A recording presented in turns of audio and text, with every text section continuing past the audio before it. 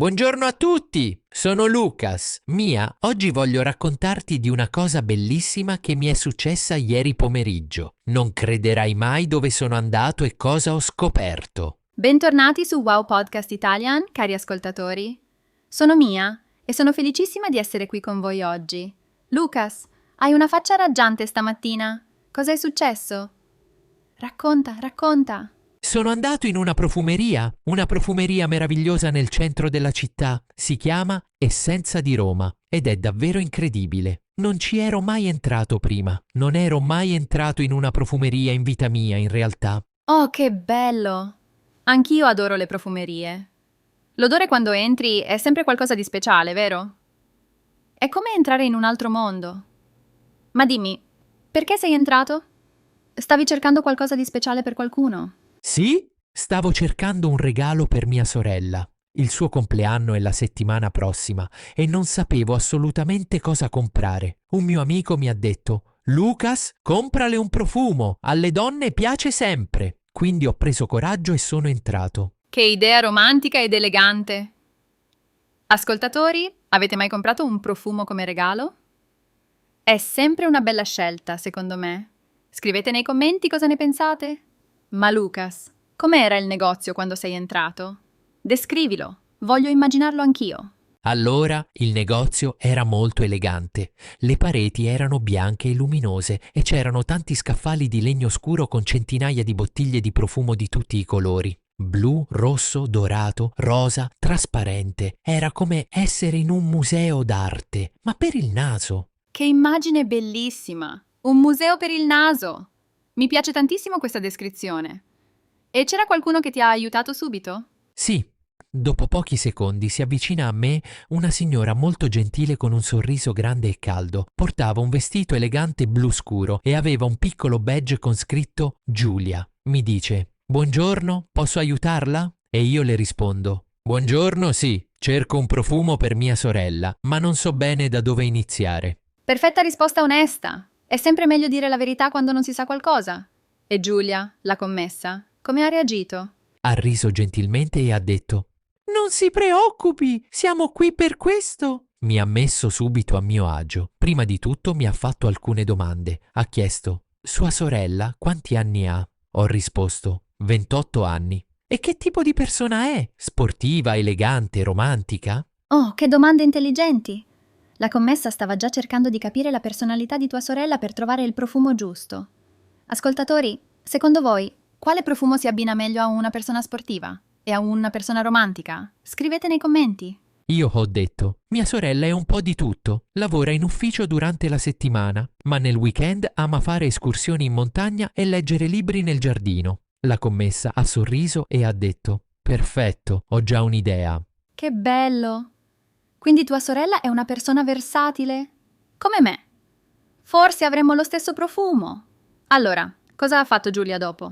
Ha chiesto: Sua sorella preferisce i profumi dolci, freschi o fioriti? E io, onestamente, non lo sapevo. Ho fatto una faccia così. Ho detto: non sono sicuro. Forse dolci o freschi? Non so, mi dispiace. Ah, povero Lucas. Ma è assolutamente normale. Pochi uomini conoscono le differenze tra i tipi di profumo. È un mondo tutto da scoprire. E Giulia ha capito la tua difficoltà? Ha capito subito. Ha riso ancora, molto gentilmente, e ha detto: Non si preoccupi, succede spessissimo. Facciamo così, le faccio sentire qualcosa e vediamo come reagisce il suo naso. Ha preso una piccola carta bianca sottile, l'ha spruzzata con un profumo e me l'ha data. Oh, le famose carte per sentire i profumi. In italiano diciamo cartine o strisce olfattive. Ascoltatori, lo sapevate? È una parola nuova per oggi.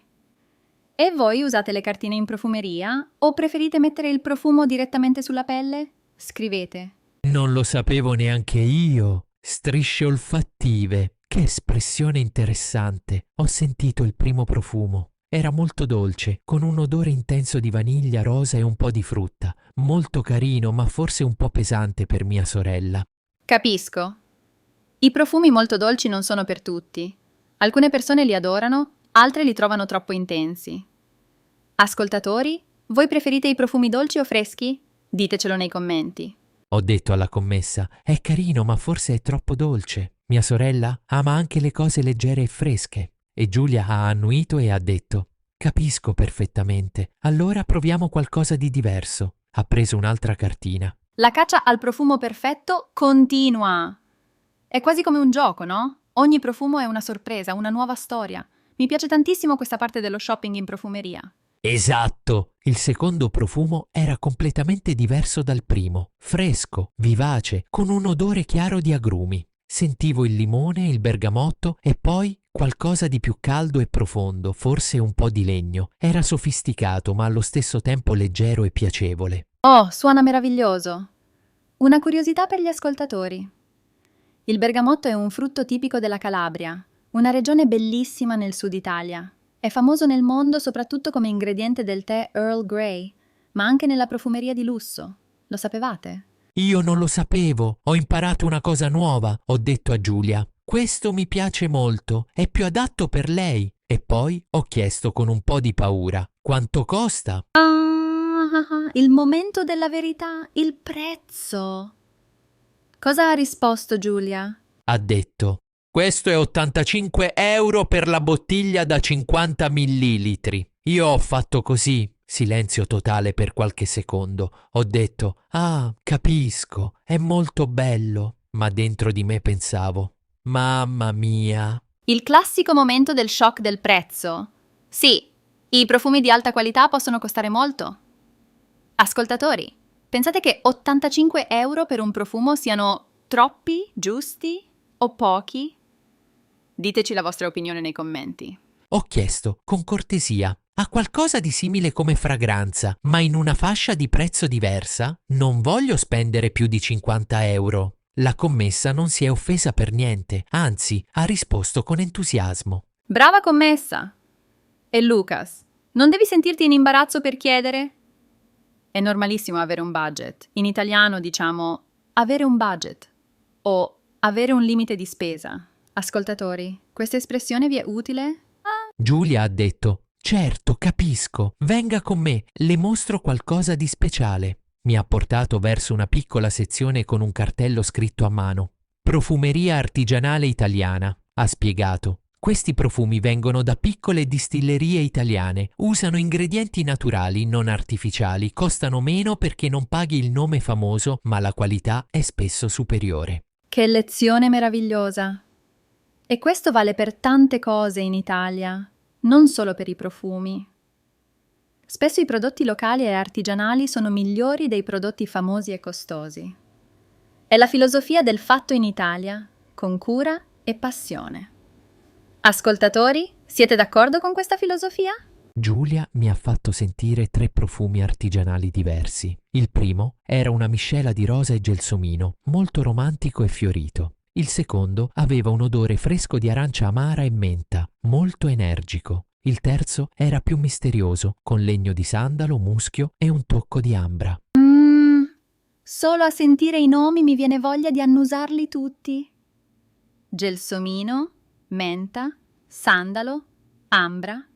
Che parole belle! Ascoltatori, conoscevate questi nomi in italiano? Scrivete quali conoscevate e quali sono nuovi per voi. Ho chiesto a Giulia, cosa significa esattamente l'ambra nel profumo? E lei ha risposto, ottima domanda. In profumeria l'ambra non è sempre l'ambra fossile, spesso è una miscela di ingredienti che ricreano un odore caldo, dolce e orientale. È molto usata nei profumi invernali. Incredibile! Non lo sapevo neanche io. Ascoltatori, avete imparato qualcosa di nuovo? Scrivete nei commenti. E Lucas, quale dei 3 profumi hai scelto alla fine? Ho scelto il secondo, quello con arancia amara e menta. Era fresco e vivace, ma anche con una nota calda alla base. Ho pensato, questo è perfetto per mia sorella e costava 42 euro, perfettamente nel mio budget. Che momento soddisfacente!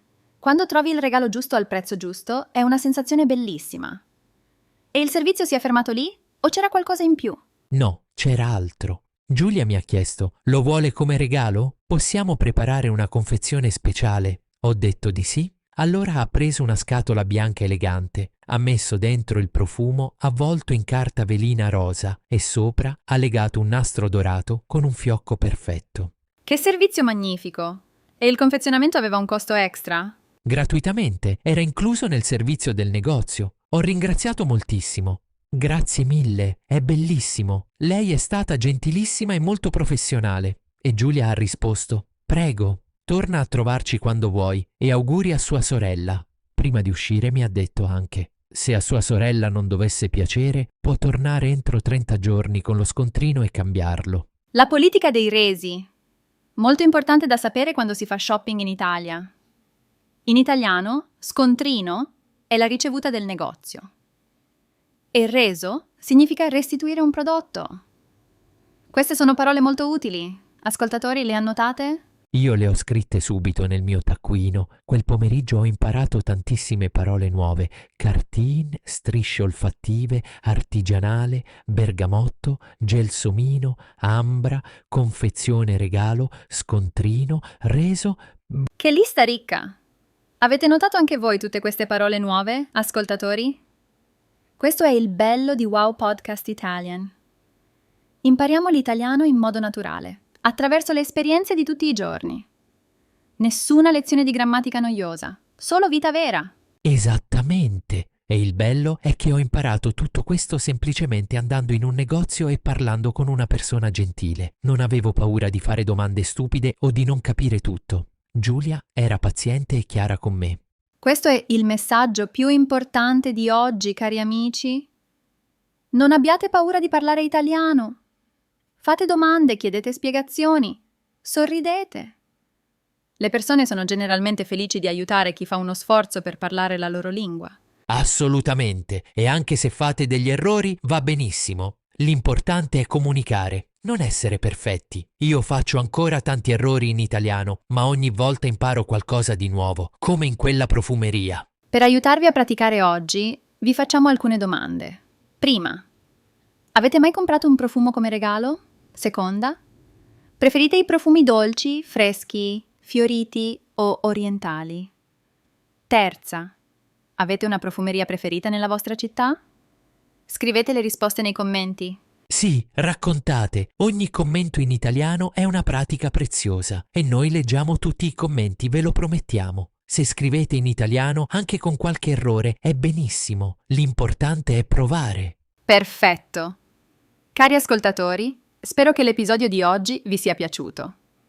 Abbiamo esplorato il mondo affascinante della profumeria italiana, imparato parole nuove e ascoltato una storia bella e divertente di Lucas. Se volete continuare a imparare l'italiano con noi, mettete like a questo episodio, iscrivetevi al canale Wow Podcast Italian e attivate le notifiche per non perdere i prossimi episodi. Ci sono tantissime storie ancora da raccontare. Esattamente. Grazie di cuore per aver ascoltato fino alla fine. Significa molto per noi sapere che siete qui con noi ogni volta. Alla prossima, cari amici! Buona giornata a tutti e buon italiano. A presto su Wow Podcast Italian.